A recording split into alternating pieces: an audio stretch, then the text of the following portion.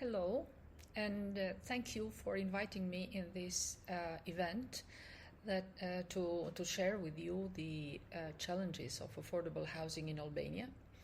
Unfortunately, I cannot attend in person, not also online, so I had to register this presentation. It's the first time that I register a presentation, so I apologize for any inconvenience. But moreover, most of all, I apologize for not being there to discuss this issue and not just to present our challenges and my view also on how to make it better, the whole housing.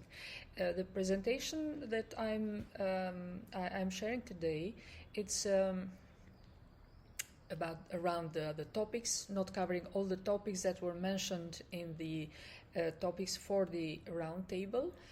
I will highlight those that are more relevant for us, and I will then see how it will develop the roundtable and have some information and feedback from this session. The third element, I have highlighted governmental policies. In general, not specifically only for Albania, but certain regulations of governments, they may rise production costs and reduce overall supply.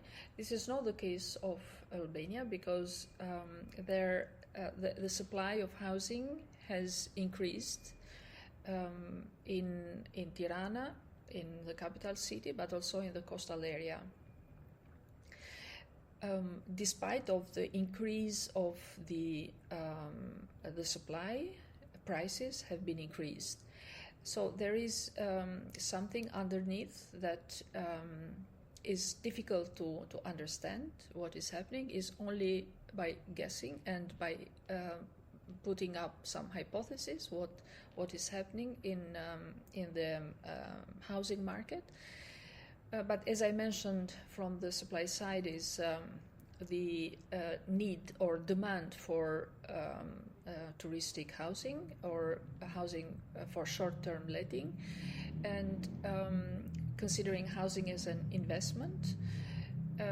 You see now more and more in these agencies of real estate agencies, their notice on selling is always highlighted is good for investment. So is an apartment that is well equipped and is good located and is good for investment. And with investment, it means mostly short-term letting. And limits on some countries, they have also limits on density. We don't have here. The Tirana is being densified. Old houses are being demolished. Old houses built before 90s are being demolished and they are replaced with high-rise buildings. However, as I mentioned, not any reflection into the price of the apartments that are put on the market. And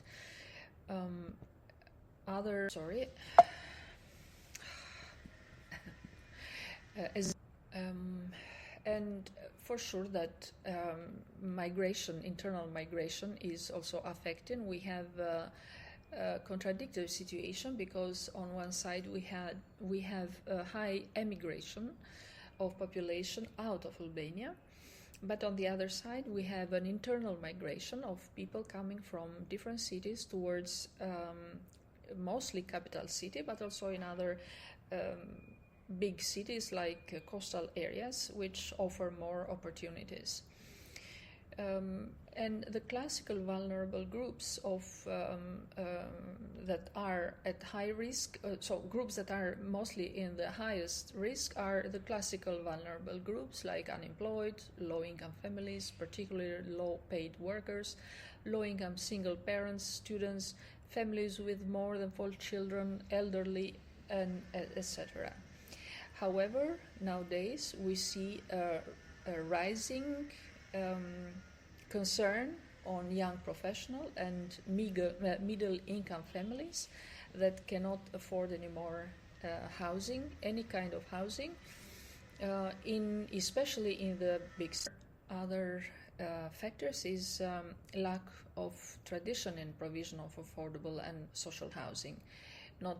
I can generalize this not only for Albania but for the whole Balkans and for other countries of ex-communist system that interrupted the development of capitalism, and that was a source or the way how housing and social housing was developed in developed countries or in countries that developed capitalism.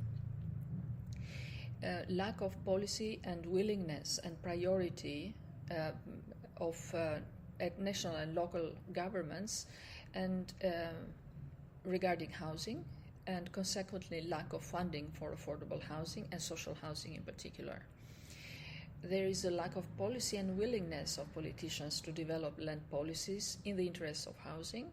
So land policies is mostly related with strategic investments, and strategic investments are considered investments for tourism purposes. Lack of effective policies to fight against corruption and money laundering. And another factor that I have highlighted is also lack of EU obligation and directive on housing.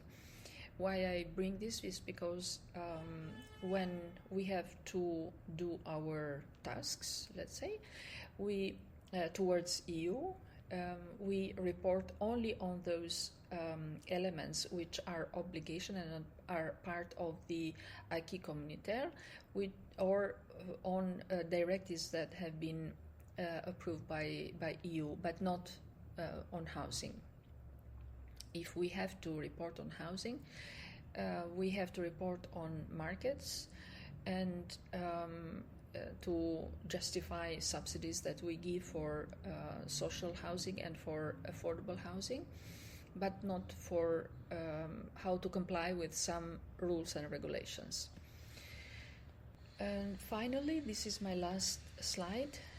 Reform needed to address the lack of affordable housing. I think that most of the intervention are needed out of the housing sphere. So in other discussion that I had previously, because during this year there have been a lot of roundtables and events on affordable housing.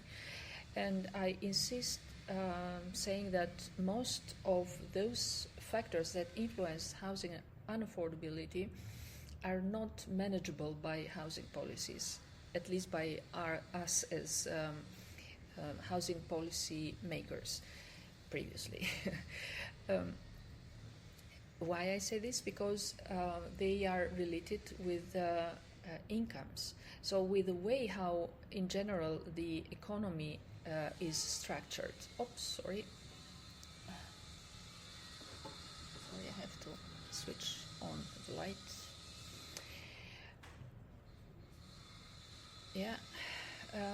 So most of the reforms are not related to housing, but to economic structure, how the economy is structured. And the last 30 years or 3 decades, there has been large, an influence of the neoliberal policies and pushing towards leaving market to work with the belief that market alone can provide both efficiency and effectiveness. However, we have seen that market alone cannot operate. So it needs restructuring of the role of the governments in housing, if we consider that housing is human rights, is one of the elements of the human rights, and if we consider that we should not leave anyone behind. I believe that EU has to pay attention to money laundering. This is a big issue. I think that this is not something, a phenomena only typical for Albania, but it's something which is wider, and other countries are also well, with reference to Balkans or European countries, I think that major cities, they have this problem of money laundering or financing housing from offshore sources, which are somehow money laundering is also involved there. So EU has to pay attention on that and to establish a rule for offshore financing. Limitations or other regulations, if they are in place, they have to enforce these regulations. Taxation system also has to be revised and to better assure redistribution of and to reduce the gap of inequality. I believe strongly that housing affordability is related to low income. Low income is related with employment, and employment is related with education. So it is a chain that needs to be attacked from the education, and in particular nowadays that labor market is asking for differentiating the skills. Make obligatory percentage of housing to be affordable. There are a lot of cases, a lot of discussion also on this, because if we make housing affordable to be provided by the market, then the rest will be more unaffordable, so it will be reflected in the increase of prices for the rest of 80%, for example, if 20% has to be affordable housing. Make transparent process of competition for developing projects and construction through the use of information technology. We have a good example of this regarding the application for housing at local level. We have digitalized the application, and everyone can check where is their application and have also a response why it is not selected or why it is still in the waiting lists.